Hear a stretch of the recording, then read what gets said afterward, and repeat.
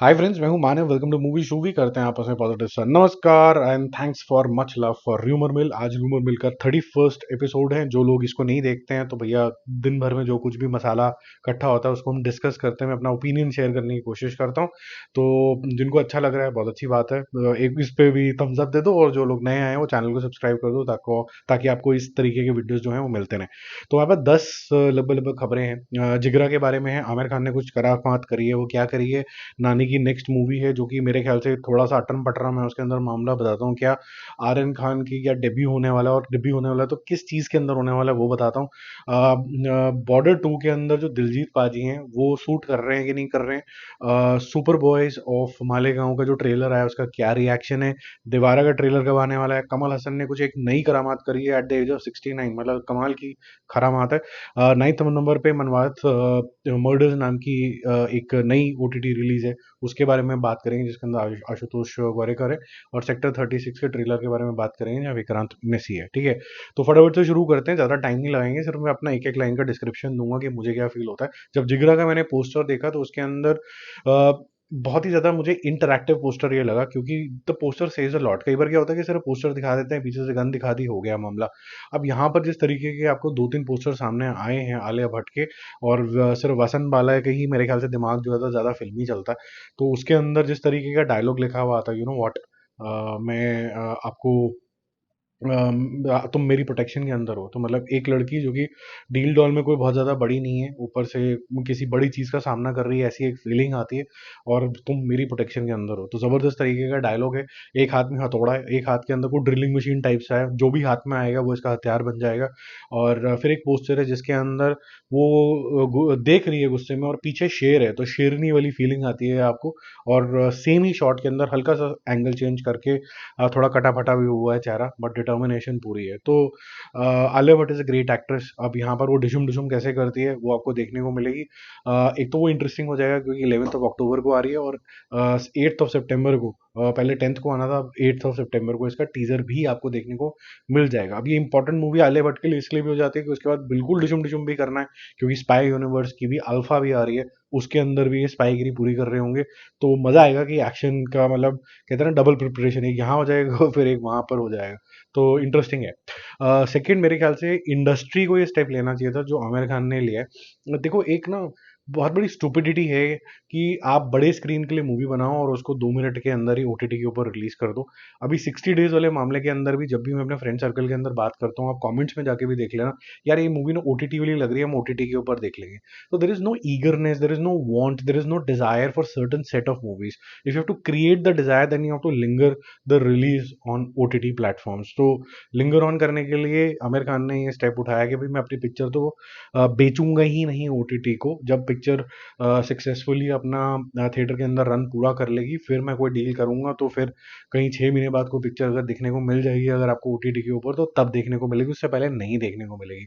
So if you want to really I would say immerse yourself into the movie or see the star, you have to spend some money and go to the theater, and I think that's the right way of doing it. ये immediately OTT release से आप movie को एक business बना देते हो बहुत ही ज़्यादा, तो जो चार्म होता है कंटेंट का, एक तो वो चला जाता है। क्विक बक आपको पता चल जाते हैं, आपको पता नहीं चलता है कि थिएटर से सक्सेस आई है कि ओटीटी से के मनी से आई है। तो आपको लगता है मेरे जेब में तो पैसे आ गए, और प्रोड्यूसर्स साहब जो होते हैं वो डिस्ट्रीब्यूटर को भी आधी कॉस्ट के अंदर ही आजकल दे देते हैं मूवी, क्योंकि बाकी कॉस्ट तो वो वहाँ से रिकवर कर लेते हैं। लेकिन साथ साथ में कॉस्ट ऑफ मेकिंग भी बहुत बढ़ गई है, क्योंकि जब ये बात पता चल जाती है एक्टर्स को, तो एक्टर बोलता है 100 करोड़ रुपए निकालना भैया, क्योंकि आपको भी रिकवरी हो ही जाएगी। जब उनको पता है कि 100 करोड़ रुपए सारे थिएटर से ही करने पड़ेंगे, तो फिर थोड़ा मामला चेंज हो जाएगा। ठीक है, तो मुझे लगता है it's very good step and it will have ripple effect at various levels. Third number पे चलते हैं। देखो, ये बात हमने पहले भी करी थी कि अगर कोई स्टार की कोई इमेज बन जाती है ना, वो किसी वजह से बनती है और लोग उसको उस दायरे के अंदर पसंद करने लग जाते हैं। दायरा तोड़ना चाहिए, लेकिन पर्सनैलिटी चेंज नहीं हो सकता। एक आमिर खान अमिताभ बच्चन नहीं बन सकता सडनली। ऐसी नानी की एक बहुत ही ज़बरदस्त पर्सनैलिटी है, जो कि वो नेचुरल स्टार की तरह बिहेव करते हैं। ऑफ लेटली उनकी कुछ दीवारा आई, दसरा आई, फिर उसके बाद अभी उनकी पीछे सारी पौधा आई, और अब जो एक और मूवी आ रही है हिट 3, हिट थर्ड के जिसका ऑफिशियली बोला जा रहा है। मैंने इसका टीजर अनाउंसमेंट देखा देखा और वहाँ पर वो नेचुरल स्टार से थोड़े से अननेचुरल हो गए। Not to say that is looking bad, just that it's pulls a part of the movie and his personality. तो हिट 3 के अंदर हमेशा से एक अंडरडॉग की कहानी रही है। पहला पार्ट देख लीजिए, सेकंड पार्ट के अंदर भी थोड़ी सी अनश्योरिटी थी, थोड़ा ओवर कॉन्फिडेंस के चक्कर के अंदर मारा जाता है। तो ये जो एलिमेंट है फर्स्ट वाले केस के अंदर तो खैर थोड़ा सा ऑब्जर्वेंट होता है पुलिस ऑफिसर, लेकिन साथ साथ में उसको थोड़ा सी घबराहट रहती है because of his personal trauma. और सेकंड वाले केस के अंदर ओवर कॉन्फिडेंस आ जाता है। शेष अदवी उसके अंदर उसके अंदर है, जो मेजर के अंदर स्टार किए थे। अब इसके अंदर नानी के अंदर तो पूरा गैंगस्टर वाला टाइप सा लुक हो गया एक पुलिस ऑफिसर के लिए, सिगार एंड वो एक्स और ब्लड शेड। तो मुझे ऐसा लगा ये हिट ही नहीं रहेगी मूवी, ये तो एक मिस्ट्री थ्रिलर की तरह बिहेव करती थी, ये तो क्राइम थ्रिलर की तरह चलने लग गई है और ये एक्शन मूवी बन गई है अचानक से। तो ना तो मुझे ये हिट का टेम्पलेट लगा, ना ये मुझे नानी का टेम्पलेट लगा। मैं नानी को फिर भी एक्शन मूवी में देख सकता हूँ सेम तरीके के, but I can't call it hit 3। ठीक है, चौथे नंबर पे चलते हैं। आर्यन, एक जो सुबह से ट्रेंड में चल रहा है, मैं ट्विटर पे गया तो आर्यन खान का जी एक्टिंग डेब्यू होने वाला है और बहुत सारे लोग उनको ऑफर दे रहे हैं। पहली बात तो मुझे ऐसा लगता है कि वो बड़ी क्लियरली बोल चुके हैं शाहरुख खान कई सारे प्लेटफॉर्म में कि आर्यन खान को डेब्यू करना ही नहीं है, उनका डेब्यू जो होगा एज अ डायरेक्टर होगा।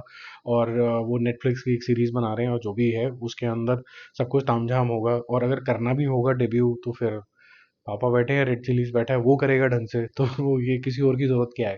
ठीक है, तो ये सब मेरे ख्याल से जबरदस्ती मनगढ़ंत कहानी है, कोई डेब्यू शेब्यू नहीं होने वाला। सॉरी, जो लोग देखना चाहते हैं वो ऑब्वियसली देखना चाहते होंगे and we don't even know whether he can act और नॉट। पापा जैसी शक्ल है, पता नहीं पापा जितना टैलेंट है कि नहीं है, बट टैलेंट किसी और सेंस में हो सकता है। डायरेक्शन में बहुत मेहनत लगती है, बहुत ज़्यादा दिमाग लगता है, हो सकता है वहाँ पर हो, और जहाँ बच्चे का रुझान हो उसको वही करना चाहिए। फिफ्थ नंबर पे बात करते हैं दिलजीत पाजी का, जो बॉर्डर 2 का अनाउंसमेंट आया है। एक तो बड़ा वार्म तरीके से वरुण को लेके आए, फिर उसके बाद दिलजीत को लेके आए, तो I really like this way of introduction.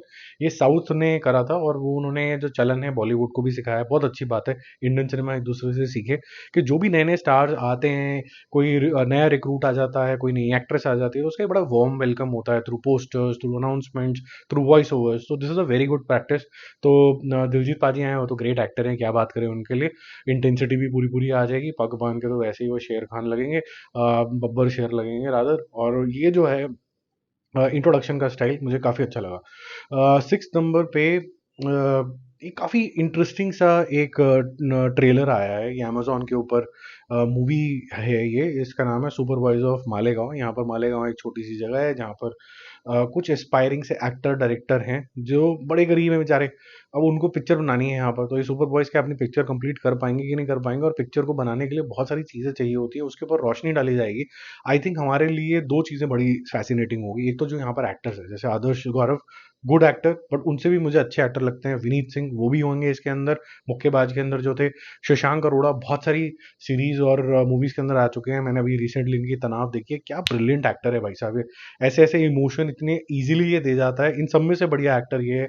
और कुछ हद तक थोड़ी सी शक्ल का आधा सा ग्लिम्स जो है शाहरुख खान से भी मिलता है, और थोड़ा सा उसको कॉपी करने की भी कोशिश करता है, क्योंकि हर एक को लगता है कि अगर मैं वैसा दिखता हूँ तो कुछ कुछ एक्शन जो है वो इमिटेट करने की कोशिश करता ही है इंसान। दूसरा जो एलिमेंट है लोगों का एप्रिसिएशन, की जब पिक्चर बनाने के लिए मतलब खून पसीना पैसा बहुत कुछ लगता है, तो कहीं ना कहीं इस मूवी या सीरीज जो भी है इसके माध्यम से हमें ये भी समझ में आएगा कि what goes into the making and will start appreciating the effort. तो मेरे ख्याल से ये काफ़ी सिग्निफिकेंट मूवी होगी व्यूअर्स के लिए, अगर ये मूवी है मेरे ख्याल से, या एक्चुअली मूवी है। सेवन नंबर पे दीवारा का जो ट्रेलर है उसकी पूरी तैयारी होगी है, 10 सितंबर को आएगी। अब देखो बहुत से लोगों को बहुत ज़्यादा एक्साइटमेंट है। मैं ये कह सकता हूँ कि जूनियर एनटीआर काफ़ी एकम्प्लिश्ड से एक्टर हैं, डांसर हैं, हिंदी भी अच्छी बोल लेते हैं, उनका हिंदी करियर भी बहुत अच्छा हो सकता है। वॉर 2 इसलिए सिग्निफिकेंट है। बट देवारा अभी तक जो भी मुझे नजर आया वो typical south Indian one man versus many वाला रोल नजर आया मेरे लिए। ये डिफरेंशिएटिंग तब बनेगी जो इनका ओरिजिनल प्रॉमिस था कि ये इंडियन पायरेट्स की कहानी है, और आपको ये वाटर बॉडीज के आसपास जो शिप्स और ये लड़ाइयाँ ये सब देखने को मिलेगा। तो वो कैसे ये प्रेजेंट करेंगे, एक आदमी सबको मार के चला जाता है या दिमाग भी होता है, कैसे होता है, ये सारी चीज़ें मुझे फैसिनेट करेंगी। तो 10 सितंबर से पहले मैं ज़बरदस्ती एक्साइटेड नहीं हो सकता हूँ, मुझे पहले देखना होगा और देखने के बाद ही कुछ करना होगा कि भाई ये ठीक था, गलत था, या फिर ओके है, लेट्स सी। 8 नंबर पे बहुत ही एक्साइटिंग न्यूज़ है मेरे ख्याल से। जो भी लोग सोचते हैं ना कि यार हो गया लाइफ में थोड़ा सा, अब क्या ही कर लेंगे, अब तो आ गई नॉलेज, तो कमल हसन ने age of 69, he is a very creative person himself, he has opted for a course from US which will teach him AI. तो ये क्रैश कोर्स टाइप है 30 से 45 दिन का, जो उनको एआई के बारे में पूरी जानकारी देगा, जो इनकी फिल्म मेकिंग के अंदर भी हेल्प करेगी। ये न्यूज़ कोई कवर करने वाली न्यूज़ नहीं है, बट मुझे ये काफ़ी ज़्यादा इंस्पायरिंग लगी कि 69 ईयर्स की एज में या हमारे पेरेंट्स वगैरह जो होते हैं, वो कहते हैं यार मोबाइल वो वाला देना जो सिंपल हो, but there is a man who says that okay, I want to learn more and I want to improve my craft. So I thought it was inspiring and hence I am sharing it. If you have liked this particular eighth वाला update, तो इसके ऊपर तो एक for sure like बनता है, तो वो ज़रूर डाल देना। अब 9th नंबर की एक न्यूज़ के बारे में बात करते हैं, मनवात मर्डर्स, जिसके अंदर एक मास्क मैन दिखाया जाता है और वो मर्डर्स करके चला जाता है। इस तरह की काफ़ी कहानियाँ आई हैं, लेकिन इसके अंदर जो सिग्निफिकेंट स्टार है, जो पुलिस ऑफिसर है जिसको ये क्रैक करना है, वो है आशुतोष गोवारिकर। सॉरी टू से, जब मैंने ये ट्रेलर देखा तो मुझे ऐसा लगा कि मैंने ऐसा बहुत कुछ पहली बार देखा है, और दूसरी बात मुझे वो जो इंटेंसिटी होती है एक जिसे कहते हैं ना पुलिस इंस्पेक्टर के अंदर एक ऑरा होता है उसका, एक एनर्जी लेवल होते हैं, एक अलर्टनेस होती है, ये सारे वर्ड्स का मिक्सचर जो एडजेक्टिव्स यूज करे जाते हैं पुलिस के लिए, वो मुझे आशुतोष गोवारिकर में दिखी नहीं। सॉरी, ठीक है। मुझे पता है वो काफ़ी ज़्यादा अपने आप को हीरो नंबर वन समझते हैं एंड वो किसी के सामने कुछ भी बोल सकते हैं, मतलब दैट्स ओके, दैट उनकी वेश वो कुछ भी समझे, लेकिन यहाँ पर वो इंटेंसिटी तो नहीं आई मुझे। काफ़ी कमेंट्स में तो thumbs up thumbs up thumbs up बहुत सारे दिखे मुझे, because I think because of the story line, आजकल थ्रिलर्स का ज़माना है इस वजह से। बट एक्टिंग के हिसाब से कि मतलब मैं एक्साइट ही हो जाऊँ देख के, ऐसा एक्साइटमेंट नहीं हुई। सेक्टर 36 जो कि विक्रांत मैसी की है, 10th नंबर की न्यूज़, वहाँ पर एक्साइटमेंट ज़रूर है, क्योंकि वो निथारी जो किलिंग्स हुई थी, जहाँ पर बहुत सारे बच्चों को मार दिया गया था, कुछ कोठी के अंदर से चीज़ें मिली थी, कंकाल मिले थे, कुछ पास के नाले से मिले थे, माँ बाप की तो हालत टाइट हो गई थी, कई टाइम तक उनको कहीं की लाशें नहीं मिली थी, और जब मिली तो फिर वो ख़त्म ही नहीं हो रही थी मिलना। तो उसके ऊपर ये बेस्ड है। विक्रांत मैसी को बहुत ज़्यादा प्यार मिला है अभी तक from the audience, because obviously that's his effort and we are just giving it back. अभी वो एक नेगेटिव रोल के अंदर आपको दिखने वाला है, और नेगेटिव रोल के अंदर क्या होता है कि थोड़ा हेटरेट भी होता है, लेकिन हेटरेट के साथ अगर आप बॉबी देओल का करियर देखें, तो जो हेट मिली उसके अंदर बहुत सारा लव भी था, because of the negative shade characters. ऐसे ही अमरीश पुरी थे। तो मेरे ख्याल से ये इनकी वर्सेटैलिटी को और सॉलिडिफाई ही करेगा। It's not a bad choice, अच्छा है ये इस तरीके के वेरिएशन अपनी यंग एज के अंदर लेके आ रहे हैं, और कुछ कुछ कमर्शियल मूवीज भी मिल रही हैं, तो कोई ना कोई और significant role I am sure इनको मिलेगा 12वीं पास, जो भी फेल 12वीं फेल टाइप की मूवी को के अंदर, जो भी इस तरीके के रोल मिलने चाहिए मुझे लगता है। बाकी हम जल्दी मिलेंगे और रिव्यूज और अपडेट के साथ। मूवी शूवी रूमर मिलके हमेशा वीडियोस थोड़े से लंबे ही होंगे, क्योंकि काफ़ी कुछ कवर करना होता है। And thank you for standing by. Bye.